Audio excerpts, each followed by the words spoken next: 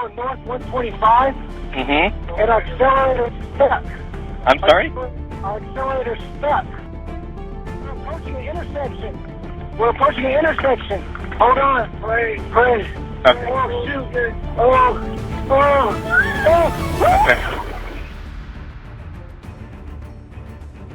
You know how thousands of accidents happen every year because of flaws you never saw coming? In my shop, I've seen cars roll in that should have never made it past quality control. I'm talking cars with suspensions that fail mid-turn, wiring that catches fire, or airbags that blow up and send shrapnel your way. Those aren't just bad luck, they're manufacturer defects hidden until someone dies. Today, I'm naming 15 cars that have earned a reputation for being shockingly unsafe. Not because the drivers were idiots, but because the machines were flawed. I'll walk you through the defects, the recalls you should demand, and what you need to do right now if you or someone you love owns one. Think of it as a mechanic's crack open on what the automakers should have told you. If you drive, and really, who doesn't, hit subscribe, because next time your airbag doesn't deploy, your car's faulty wiring shorts out, or the steering locks up, you'll want to know this list before you're in the garage bed. First up, the infamous GM ignition switch defect that disabled airbags mid-crash. A silent killer. Let's dig in.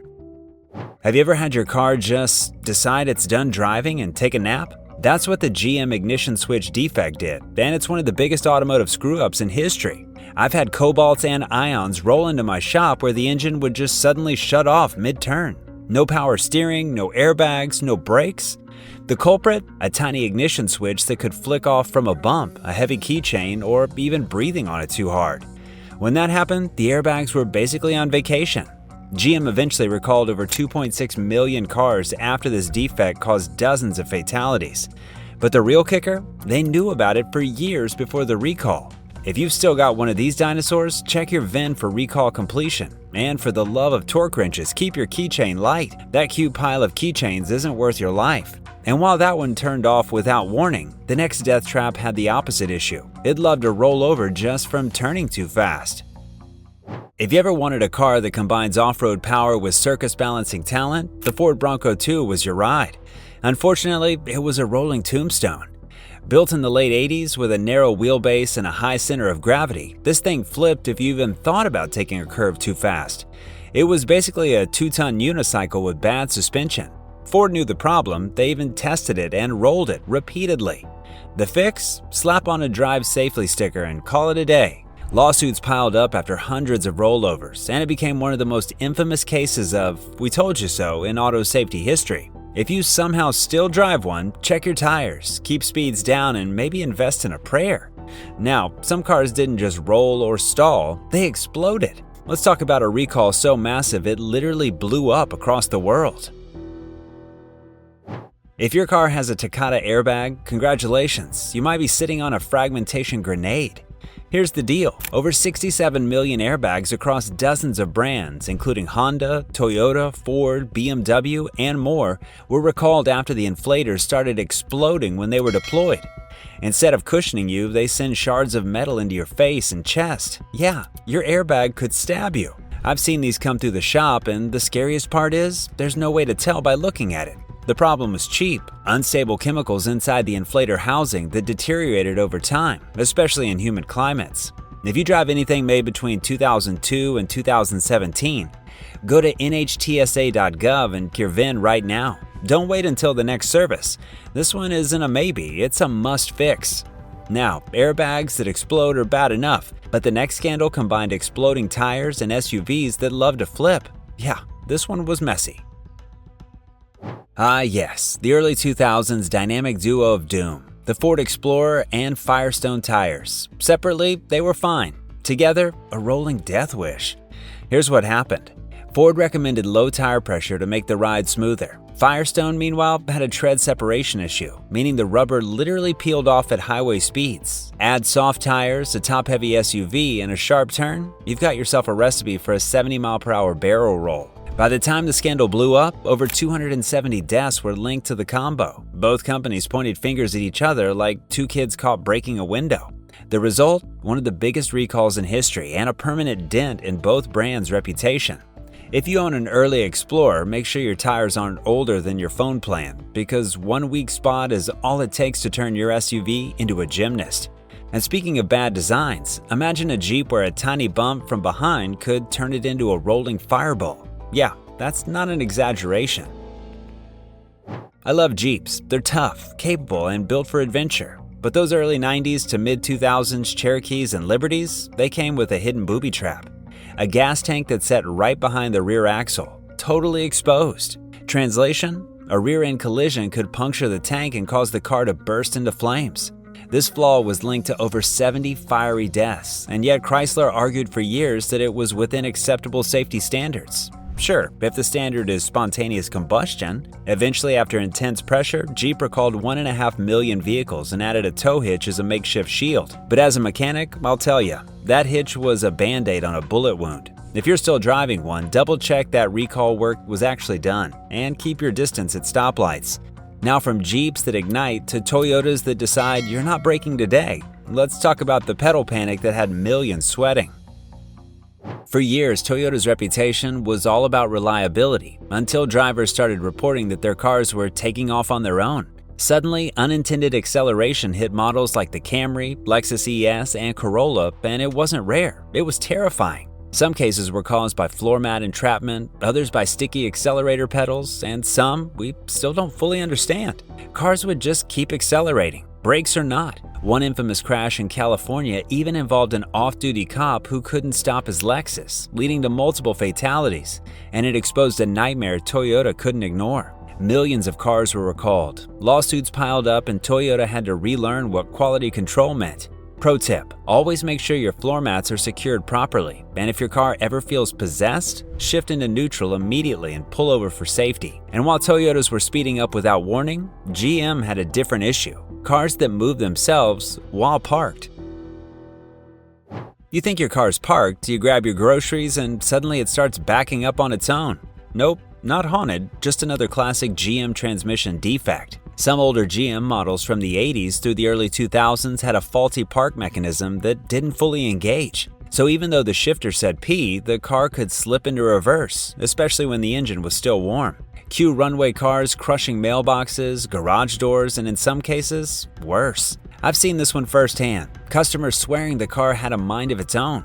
Nope, just a badly designed linkage. GM quietly settled hundreds of claims over the years but never issued a sweeping recall. If you drive an older GM, double-check that parking brake before walking away, because nothing ruins your day like your car deciding to back itself into your neighbor's pool. Now that we've covered rollovers, explosions, and self-driving disasters, the next cars take Unsafe to new levels, from plastic death traps to rust buckets that collapse on impact. You ever pop the hood and think, man, it smells like barbecue in here? Yeah, sometimes that's not the lunch truck nearby. Over the last few years, Hyundai and Kia have recalled millions of vehicles for engine fire risk, mostly from fuel leak, shorted wiring, or oil dripping onto hot exhaust parts. I've seen cars roll into the shop smoking like they just did a burnout in hell. Here's the scary part. Some of these fires start after the car's been turned off. Imagine pulling into your driveway and your SUV's glowing like a campfire. If you own one of those affected models, don't ignore recall notices. Some are serious enough that the manufacturer recommends parking outdoors until fixed. And this isn't just a Hyundai or Kia problem. Certain BMWs and Fords have the same spontaneous combustion streak. Moral of the story? If your car smells like gasoline or toasted marshmallows, don't light a candle. Get it checked. Fast. But fire hazards don't stop at leaking fuel. Some cars try to roast themselves electrically. No gasoline required. The next group manages to barbecue themselves straight from the wiring harness. If you've ever smelled burning plastic and thought, that can't be good, you're right. Many vehicles, especially certain SUVs and trucks from the 2000s and 2010s, have wiring harnesses and HVAC systems that corrode or overheat over time. Moisture sneaks in, wires arc, and the next thing you know, your AC fan motor turns into a toaster. Ford, Hyundai, and Kia have all issued recalls for HVAC wiring fires, and plenty of others are under investigation. I've popped hoods where the fuse box looked like it came out of a bonfire. It's terrifying and usually preventable. Pro tip, if your blower motor fuse keeps popping or you see melted connectors, don't just replace it and pray. Get the wiring inspected before your cabin smells like burnt toast for real. And while wiring fires are bad, what's even scarier is driving a car so small that even a shopping cart could do real damage. Let's talk about early compact cars, like the Saturn Ion, first-gen Chevy Aveo, and Yugo GV, aka the car that dies if you look at it wrong. These cars were built for fuel economy and low cost, not survival. Some had side impact ratings so bad that crash dummies basically needed a funeral afterwards. As a mechanic, I've worked on cars where the door beams were thinner than a broom handle. Add highway speeds, and there's just not much between you and physics. Sure, newer small cars are much better thanks to stronger steel and airbags everywhere. But if your daily driver is an early 2000s compact, maybe consider an upgrade, or at least wear 2 seatbelts. Of course, size isn't everything. Some vehicles manage to be huge and deadly thanks to rollover physics straight out of a bad circus act. Here's something that'll turn your morning commute into a full-body workout: power steering failure. I once had a Chevy Malibu come in with a steering motor that decided to clock out mid-turn. The driver said it felt like the car suddenly weighed 1,000 pounds. Not wrong, because without power assist, you're muscling 2 tons of steel the old-fashioned way. Models from Honda, Nissan, and GM have all had recalls for defective steering columns, rack failures, and electronic assist units that just stop working. Some at low speeds, some at highway speeds. And when that happens, your safety suddenly depends on arm day at the gym. It's not just a comfort issue either. When steering locks up or jerks unexpectedly, it can send you straight into oncoming traffic. So if you've ever hear a whine, grind, or sudden stiffness in your steering, that's not your imagination. It's your car trying to tell you it's tired of turning. Of course, steering's only half the fun. You still need to stop at some point. And if you think bad steering's scarier, wait till your brakes decide they're just decorative. The next batch of cars turn braking into a suggestion, not a system. Brakes, the one system you really don't want to fail. Yet some manufacturers made it happen anyway. Certain GM, Hyundai, and BMW models have had ABS control modules that shorted out or froze mid-drive. Others suffered from corroded brake lines that burst under pressure, giving you that press the pedal, nothing happens panic. And don't even get me started on the recalls where moisture in the ABS unit caused electrical fires, because apparently stopping wasn't dramatic enough. I had one customer tell me their car felt fine until it didn't. Yep, that's the moment ABS died. If your brake light's on or your pedal feels mushy, don't wait for a sign from above. That's the sign. And just when you think we've seen it all, the next few death traps redefine unsafe, from cars that crumble like soda cans to ones that basically came pre-rusted. Some cars don't just get old, they give up. I've seen certain older Mazdas, Subarus, and early Hyundais come into my shop with frames that look like they've been through a zombie apocalypse. Structural fatigue, frame cracking, and even subframes that split clean in half. Why? Thin metal, bad rust proofing, and designs that put too much stress on weak weld points. You hit a pothole and hear the frame pop like a soda can. It's not just ugly, it's deadly. Once the frame goes, your airbags, alignment, suspension, and crash protection all stop doing their jobs. You're basically driving a tin tent. So if your car creaks louder than your knees in winter, get that underbody checked before your front end decides it's had enough. Of course, some cars don't even need rust to kill your confidence. Their brakes quit thanks to buggy software. Welcome to the digital age, where even your brakes need a software update. In the last few years, Tesla, Mercedes, VW, and Hyundai have all had recalls for software-related brake control issues. Some cars applied the brakes too hard, others not at all. I'm not kidding. One recall literally said the software may intermittently disable braking assist. That's fancy talk for sometimes you just won't stop. I've hooked up scan tools to cars where they were throwing hundreds of random brake-related error codes because a module got corrupted after an over-the-air update. As a mechanic, that's both terrifying and hilarious. Your brakes used to fail because of rust. Now they fail because of bad Wi-Fi. Keep your firmware updated. Watch your warning lights and never assume it's just a glitch. A glitch doing 60 miles per hour is a lawsuit waiting to happen. And speaking of high-tech chaos, the latest death trap isn't about what's under the hood, it's what's behind you. Modern trucks have more cameras than a movie set, until they don't.